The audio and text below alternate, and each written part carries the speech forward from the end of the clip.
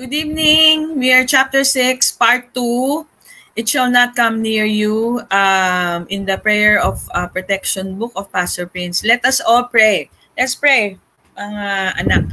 Father God, our dear, dear Heavenly Father God, we thank you, Lord, that throughout this year, since 2020, you have revealed, Lord, yourself to us. You reveal how kind, how good, and how loving you are towards us.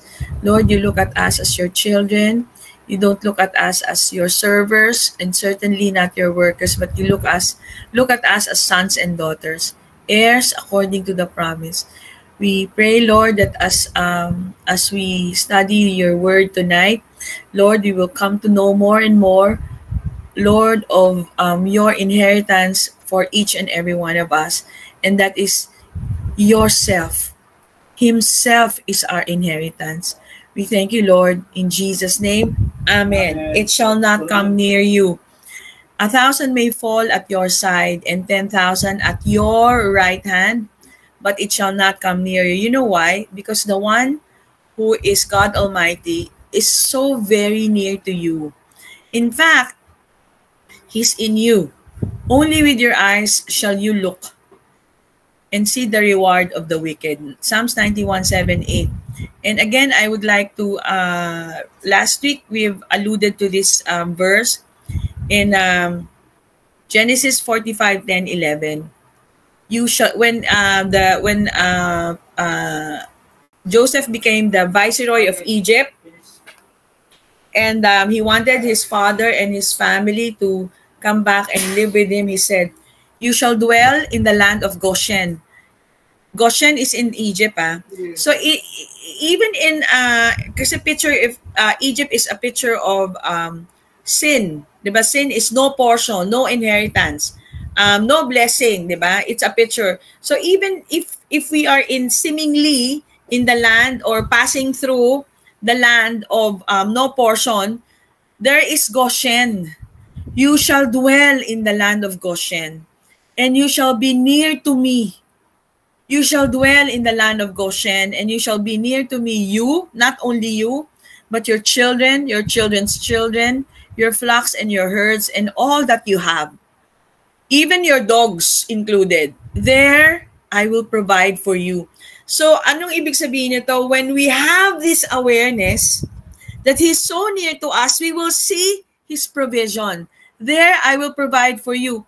Because ang explanation nito, no, when somebody has given you an inheritance but you don't know it, you will not know that there's provision, right? So ang ano dito, what the Lord is saying to us time and time again is, be in constant awareness that I am with you. Just like what He told Abraham. Lest you and your household. So ito, no, when we don't have that awareness that He is for us, that He is in us, that He is with us, you and your household and all that you have will come to poverty. For there are still 5 years of famine. Sabi ko nga, may 4 years pang natitira yung current administration. But sinasabi ni Lord, even though walang nangyayari seemingly dito sa atin, dito sa Pilipinas, ay, there in the land of nearness, I will provide for you. There I will provide for you. And He's saying in Genesis, before declaring that we should be in the land of Goshen, sabi ni Lord, come down to me. Do not tarry, do not delay. You shall dwell in the land of Goshen, and you shall be near to me, you and your children, your children's children, your flocks and your herds, and all that you have. So what does it mean, yung being near to God, nearness to God, and the protection of the beloved? Goshen means drawing near. God wants you to be in Goshen. God wants you to be in a perpetual state of high awareness, of constant awareness that He is with you. Because it is a place of nearness to Him. And there's no place near to Him than being in the beloved. You are in the beloved, Ephesians 1:6. Ephesians 1:6. And then in Exodus 8:22-23, when there were plagues, remember, diba? They were in the land of Goshen in Egypt. They were actually separated unto the Lord. They were separated unto His nearness. When there were plagues and pestilences all over Egypt because Pharaoh refused to let God's people go, Look at what God said about the children of Israel. I will set apart the land of Goshen, in which my people dwell, that no swarms of flies shall be there, in order that you may know that I am the Lord in the midst of the land. I will make a difference. I will delineate between my people and your people. There is a difference between God's beloved people and the people of the world. Although Egypt was plagued by swarms of flies and other pestilences, the children of Israel were safe in the land of Goshen, completely untouched by troubles. Question, si Lord ba, mahal niya ang buong mundo? Yes. Mahal niya, di ba? Because remember, we are reading this in the context of the Old Testament. Now we are in the New Covenant. Everything is provided for. It is finished. Everybody is accorded forgiveness. So, but when we are not aware that we are totally forgiven, we don't avail of the forgiveness. We don't, and parang sa atin, when we are not aware that He's very near to us, then we lose out on the benefits, di ba? So, kaya sinasabi ni Lord, it's very, very important that we know the gospel and the inheritance that is supposed to be for us. And it is our privilege to tell other people, our friends, sa office, yung mga relatives namin, that hey, Jesus died for you and He really, really, really loves you. So that they experience also the love of the Lord. So, did you know that in the land of Goshen, diba, place of nearness, God destroyed your enemies? You have seen all that the Lord your God has done to all these nations because of you. Because of who? Because of you. Because of you, for the Lord your God is He who has fought for you. In the interlinear, makikita mo yan, and ye have seen all that Yahweh. Yahweh is the covenant name, covenant-keeping name of Jesus Christ. It spells out covenant, right? You and I are in covenant to our dear Heavenly Father because of the finished work of Jesus Christ. All ye have seen, all that Yahweh your Elohim had done unto all these nations because of you. For Yahweh your Elohim is He that has fought for you. Hallelujah. And, di ba kanina, 1,000 may fall at your side. You know that there's one man who chased 1,000. One man of you shall chase 1,000. For the Lord your God is He who fights for you, as He promised you. And He concludes in Joshua 23:10, one man, in the interlinear, you shall chase 1,000. For Yahweh your Elohim, He it is that fighteth for you, as He has promised you. And now, the old covenant promise has been fulfilled by Jesus on the cross. O death, where is your sting? Because death spells out separation, di ba? O Hades, where is your victory? The sting of death is sin. Alam nyo yung sting dyan is parang kang kinagat ng bubuyog. The sting of death is sin, and the strength of sin is the law. And praise the Lord, we're not anymore under the law. Right? We are under grace, but thanks be to God who gives us the victory through our Lord Jesus Christ. In 1 Corinthians 15:55-57, one man, one offer, once forever, He fought for you. Hallelujah. And this one I like very much. You know that God's covenant, He said, my covenant with humanity is an empty grave. God is such a strong God that He killed death. He killed death by Pastor Bertie Brits of South Africa. So, in practical terms, right, what does this mean during our days of discouragements? Di ba, hindi naman lahat ng araw masaya tayo, no? What does this mean during days of discouragement? Child of God, brothers and sisters, and mga anak, let this gospel really overtake you. Let this gospel take a hold of you and hug the life of you. Hug the life out of you, the old life of self-consciousness and self-centeredness that comes from the fear of death. We have a God who could not wait to be with us, so He did not. This is good news. This is the gospel. Hallelujah. In Isaiah 53:4-5, surely He has borne our griefs and carried our sorrows. Yet we did esteem Him stricken, smitten of God, and afflicted. But He was wounded for our transgressions. He was bruised for our iniquities. The chastisement of our peace was upon Him. And with His stripes we are healed. Yung griefs dyan is skoli. It is suffering. It also means sickness or infirmity. Yung sorrow is makob, and it's pain. It refers to our mental or physical pain. Stripes is kabura, means blueness, bruise, hurt, stripe, or wound. The base word or the original word for stripes in the Hebrew is kabar. And it means to unite, to join, to bind together, be joined, be coupled, be in league, to be heaped up, to have fellowship with, or to be compacted with. So what does it mean? You are joined with whom? With Christ. Our absolute closeness and joined together possession in and with Jesus comes by his wounds. He bore it for us. By his stripes, we are joined, bound together with him, united with him when he was crushed on our behalf. Because of our union with him, kabar, we are healed and we are restored. Hallelujah. So our union with Christ is to be accorded the highest importance.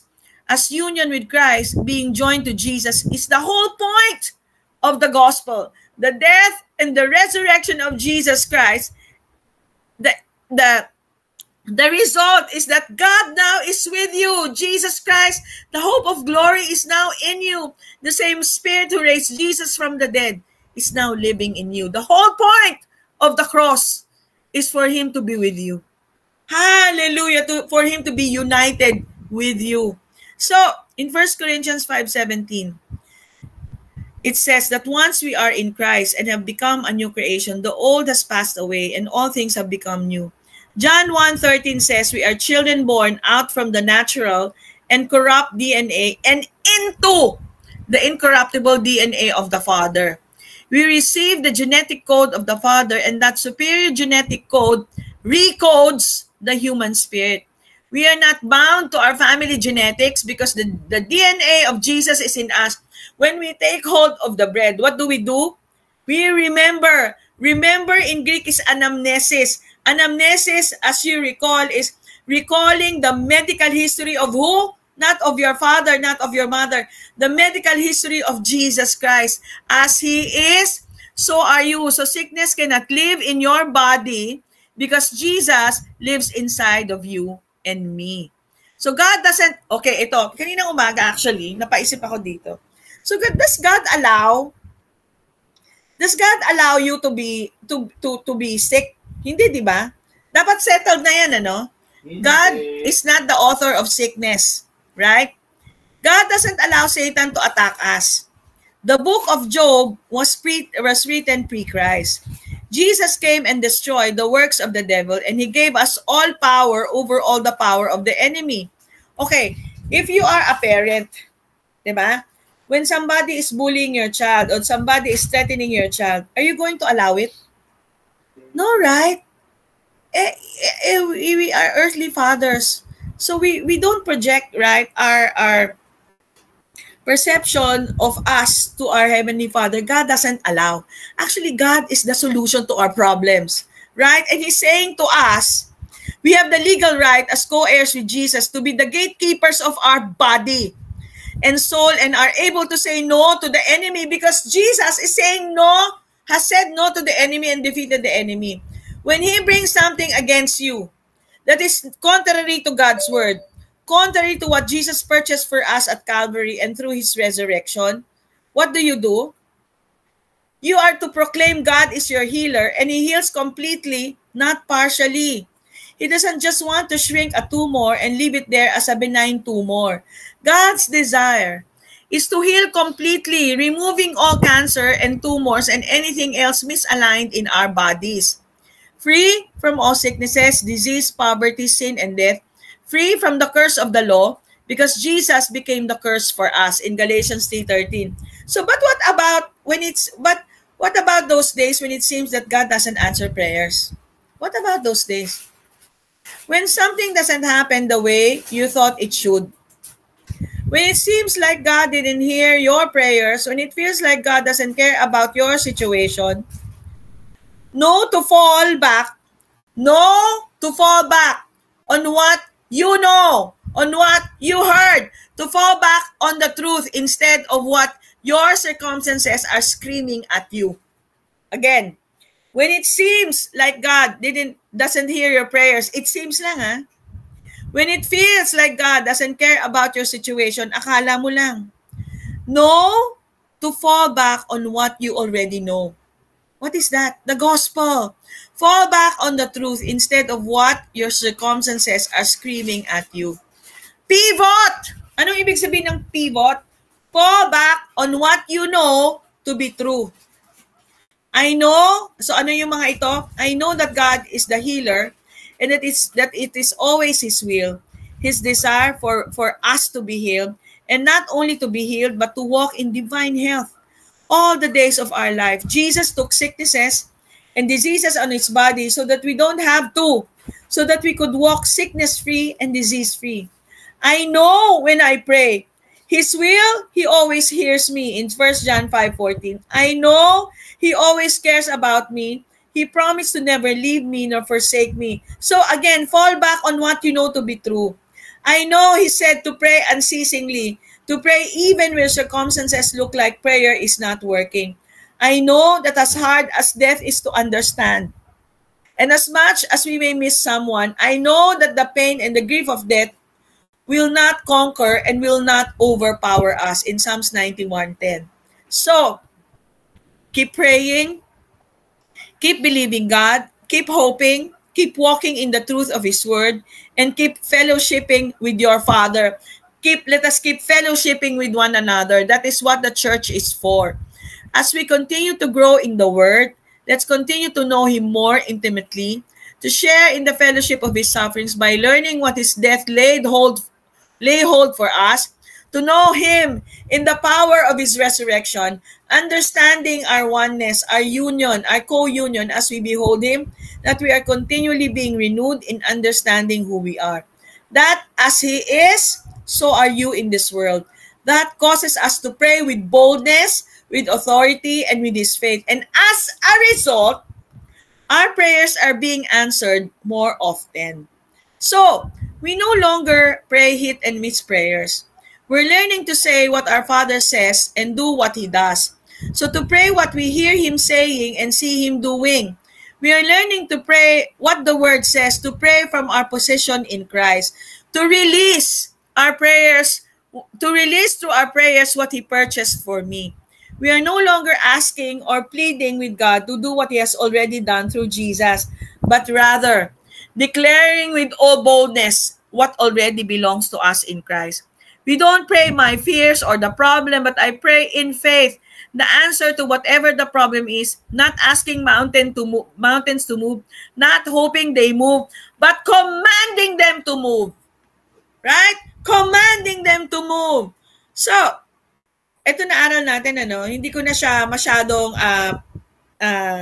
titigilan. Yung Matthew 1, di ba, remember, when there was praise during triumphal entry, he immediately went to the temple and cleansed the temple. And then after that, when you are cleansed out of your distorted thought, right? Yung mga misconceptions mo about Abba Father, then healing came. Yung Jesus heals the blind and the lame. So tingnan na lang natin yung slide na yun.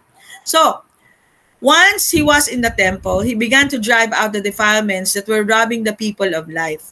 So as soon as that happened, He was overturning man's false, distorted idea of sacrifice and offerings being God's will, overturning their false, distorted understanding of God as vengeful, punishing deity who demanded a sacrifice. So, when the temple was cleansed of all that was robbing the people of abundant life, healing and restoration took place. Hallelujah. And now, as last portion, in John 4:24-26, the Lord told the Samaritan woman, God is a spirit, and they that worship Him must worship Him in spirit and in truth. The woman leaves unto Him, I know the Messiah comes, which is called Christ. When He is come, He will tell us all things. And Jesus said to her, I that speak to you am He. Yung sick dyan, di ba, sick. God is a spirit and He's seeking, actually in other translation, those who worship Him in spirit and in truth. Yung seek dyan is masa in Hebrew. And its meaning is to find and to discover. And the root means to come forth. The first time masa is used is during the, which is in the Greek Septuagint, it is the word zeteo. And the first time it was used is in Genesis 19:11, during the time of Sodom and Gomorrah. But the angel, they smote the men that were at the door of the house with blindness, and both and small great, so that they wearied themselves to find the door. They were blind and could not see the door. These men were not demanding the door. So God doesn't demand our worship, right? He doesn't. Ang ibig sabihin ng seek, ito, di ba, zeteo, at saka masa, these men were not demanding the door. They were simply searching for something they were not able to see. Same with our Father. Now, in the context of the New Covenant, He is not an egoistical, God-demanding, and requiring our worship. He was searching for something that He wasn't seeing on earth. True worshiper. What is worshiping in spirit and in truth? Believing the gospel, right? That His death became your death. That His resurrection became your resurrection. And now you are in union with Him. Who worship Him in spirit and in truth. Union. So sabi ni Lord, God doesn't demand our praise and worship, but it is necessary.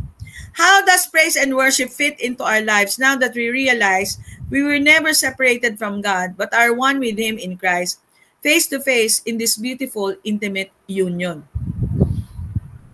Again, God is not an egoistic God requiring or demanding worship from us. God doesn't require or demand our worship, but it is something that is beautiful and necessary in our lives. Not necessary in the sense that we will only receive from God if we worship or praise Him. No. But necessary because we are designed and created for worship and praise. I was made to praise You. Di ba may kantang gano'n? To be both praised and worshipped by God. You know that lovers, right, appreciate each other. Uy, ang pogi mo naman, Lex, di ba? Parang gano'n. Tapos sasabihin ni Daddy, uy, ang cute mo naman, Jo. Parang gano'n.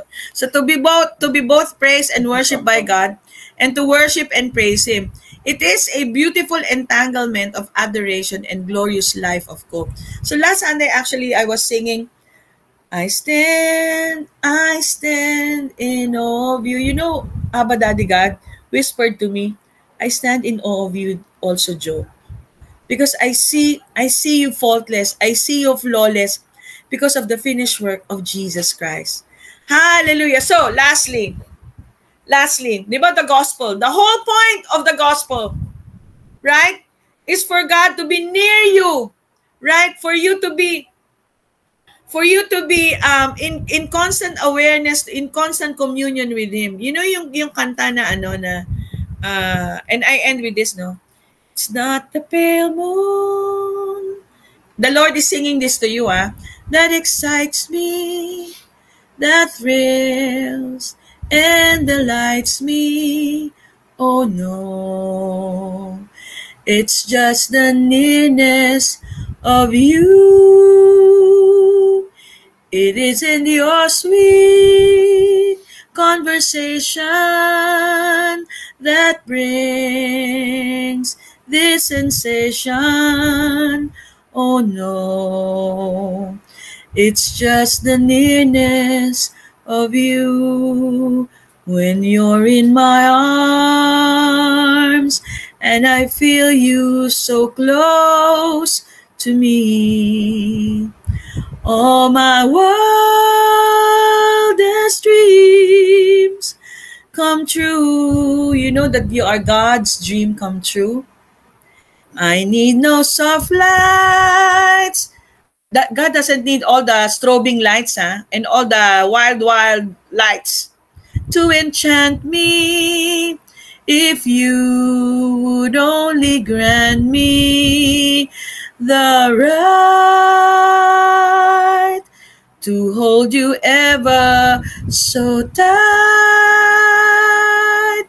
and to feel in the night. So, dun sa mga dinadaanan nating night season, di ba?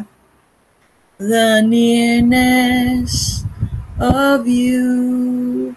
And that, my dear family, is God's song for you tonight.